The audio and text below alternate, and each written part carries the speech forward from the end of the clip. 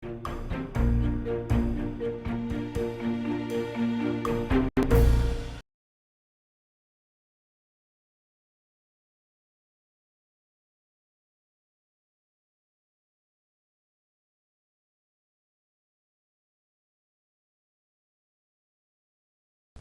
반갑습니다. 6월 3일 금요일 마감 시간입니다. 자, 이 정도면 꽤 괜찮은 마무리라고 얘기할 수 있을 것 같긴 한데 조금 아쉬움은 남죠. 자, 상승폭을 코스닥은 대부분 반납을 했고요. 코스피 같은 경우도 한 절반 정도는 깎아주는 모습이었죠. 자, 그래도 뭐 지지선 유지가 잘 됐고요. 수급도 긍정적인 변화를 이끌어냈다는 거, 이런 정도라면은 그래도 자, 이 정도 수준에서 좀 지수가 잘 지탱해주지 않겠는가 이렇게 생각이 될 수도 있을 것 같습니다. 자, 하지만 코스닥 쪽은 조금 부담스러웠던 것 같아요. 시총 상위 종목군들이 전체적으로 약세를 좀 보였고요. 개별주들이라고 좀 봐야 되겠는데 약간의 테마가 좀 섞였죠. 우크라이나의 재건 관련한 종목군들이 강세를 보였습니다. 자, 뭐 건설 이런 종목들도 있었겠지만 대체적으로 이제 굴삭기 관련해서 이런 기계 관련한 종목군들이 강세를 좀 보였는데, 자, 이런 것들을 어떻게 봐야 되는지 같이 알아보도록 하겠습니다. 일단 차트 먼저 살펴보도록 하죠. 종합주가지수 상황 보시면, 자, 5일선 지지 잘 만들어줬어요. 이 정도면 괜찮은 거예요.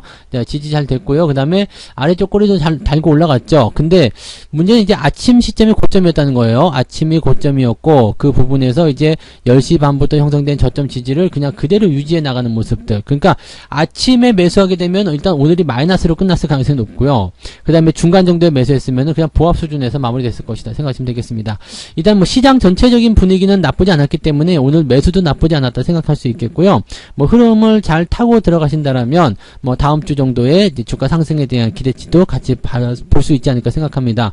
근데 시장 전체적인 부분에서는요, 주가가 크게 올라간다기보다는 조금 애매할 것 같아요. 다음 주는 이제 만길이 가까이에 있기 때문에 2700을 넘길 수 있을 것인지, 지금 현재 시점에서는 뭐 수급들이 상방으로 보고 있는 것 같지는 않거든요. 그래서 약간 가두리 형태의 모습이겠죠. 그럼 2700에서 2650 요 사이 범위를 왔다 갔다 하는 모습으로 진행될 가능성이 굉장히 높다고 보시면 됩니다. 그러면 주가가 오르지도 않고 내리지도 않고 그런 모습들, 또는 올라간다라면 다시 내려오는 형태, 이런 모습으로 갈 수 있겠죠. 또 반대로 내려간다라면 다시 올려주는 형태로 마무리될 수도 있을 겁니다. 그래서 다음 주는 주가가 크게 변하지 않는 그런 범위로 진행될 것이다 생각하는 관점에서 본다면, 뭐 오늘 매수도 나쁘지 않았어요. 나쁘지 않았지만은 다음 주 화요일 정도에 이제 시장 상황을 보면서 매매를 서서히 따라가시는 것도 괜찮은 것 같다 생각이 좀 들죠.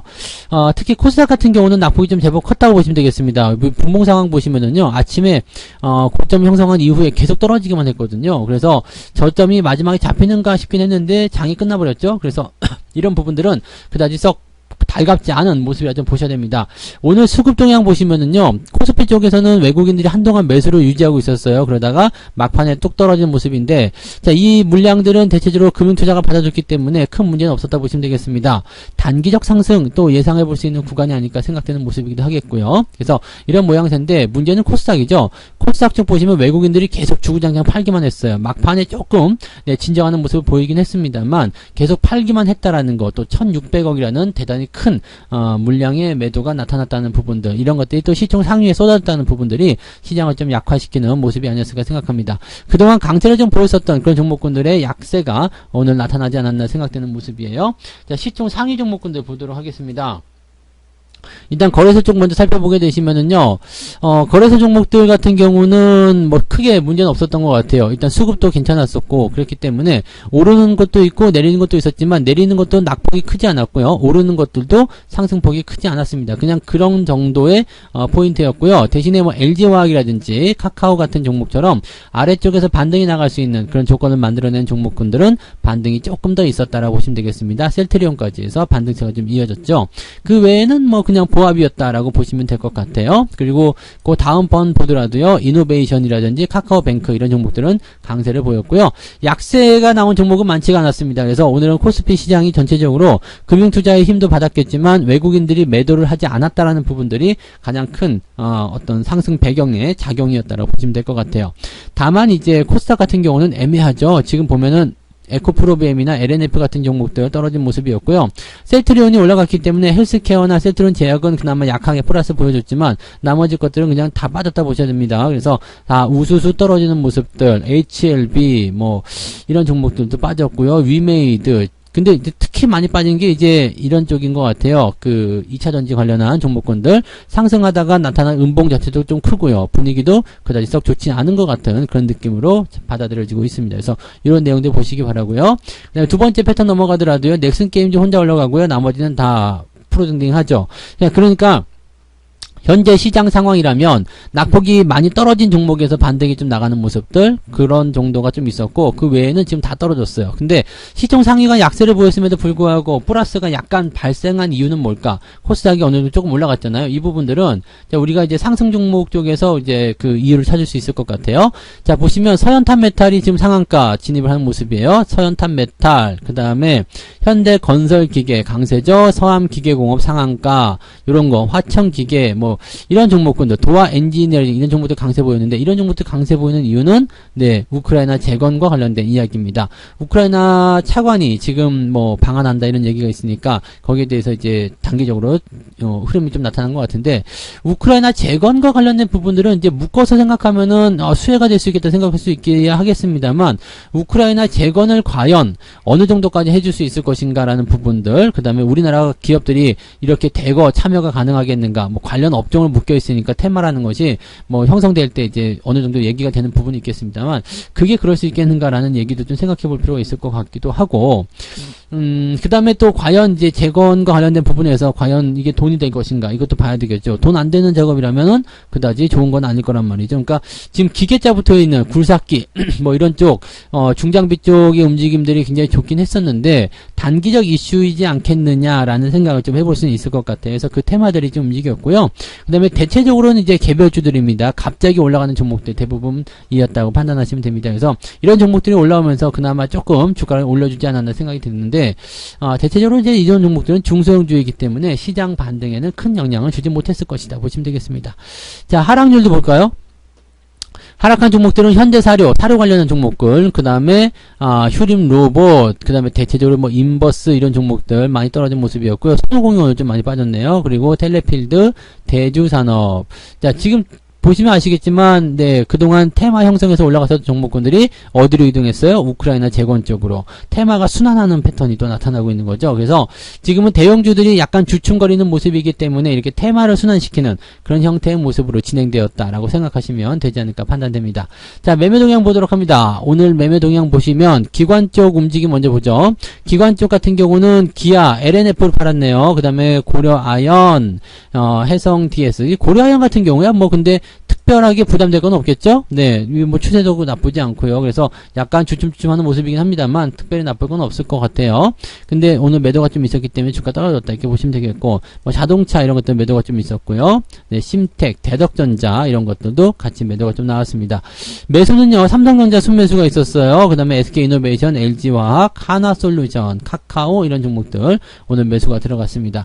이거 대부분 금융투자일 거예요. 금융투자 매수가 대부분 이렇게 들어가는 이유는 단기적으로 뭔가 좀 할 수 있는 거, 그러니까 단기적 기대감이 좀 모여지는 것들이죠. 반등이 나갈 수 있는 종목들, 그런 조건이 만들어진 종목들에 이 금융투자 매수가 들어갑니다. 왠지는 아시죠? 금융투자애들이 단타를 잘 하기 때문이죠. 단기적으로 치고 빠지는 걸 굉장히 좋아하기 때문에 이렇게 어느 정도 단기적으로 한 5%라도 올라갈 수 있다라면 집어넣었다가 뺐다가 하는 정도의 어떤 모습들을 계속 보여주고 있다는 얘기입니다. 그래서 그런 형태의 모습으로 금융투자가 오늘 매수의 주체가 되었다라고 보시면 되겠고요. ETF 뭐 인버스 쪽 엄청나게 팔아먹고 있는 모습이라서 아마 단기 상승 더 이어질 것이다 라고 베팅을 많이 하고 있는 것 같다는 생각이 좀 들어요. 그래서 주말장도 뭐 크게 영향 없겠지만 이제 다음 주 월요일까지도 미국 시장의 상황이 나쁘지 않을 것이다 라는 판단을 일단 하지 않았을까 생각됩니다. 그래서 기관들은 전체적으로 매수 우위에 놓여 있는 모습이었고요. 외국인들 같은 경우는 LNF 엄청나게 팔았어요. 그 다음에 삼성전자 팔았고요. 휴림로봇. 외국인들이 지금 팔아먹은 종목들 잘 보시면 삼성전자를 제외하고는 LNF, 휴림로봇 이런 종목들은 단기적으로 많이 올랐다가 지금 떨어진 형태의 모습을 보여주고 있는 종목이다. 이렇게 생각하시면 되겠죠. 그 외에는 이제 뭐 매도 물량이 많지 않기 때문에 특별히 걱정하실 건 없겠습니다만 가장 걱정스러운 것은 LNF죠. 네, LNF에 대한 부분들은 외국인 매도가 지금 계속적으로 나타나고 있다는 것이 중요한 포인트가 되겠습니다. 지지선은 24만원인데 이탈하게 되면은 부담이 굉장히 커질 수 있다고 생각하시면 되겠고요.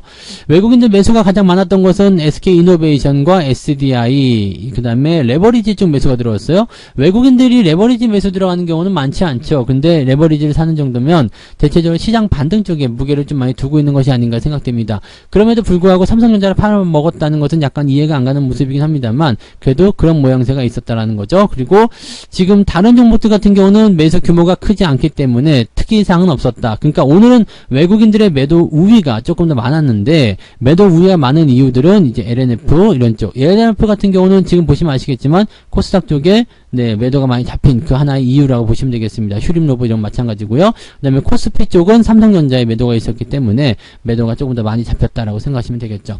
자, 지금 여러분들 시장 보시면서 가장 중요한 거, 분위기 나쁘지 않아요. 다 괜찮은 모습인데 테마주들을 중심으로 해서 수단이 되면서 또 많이 올라간 종목은 때려주고 그 다음에 갑자기 튀어나온 종목군들이 또 테마 형성해서 올라가고 이런 형태의 모습 가고 있다는 것을 참고하시면 되겠고요.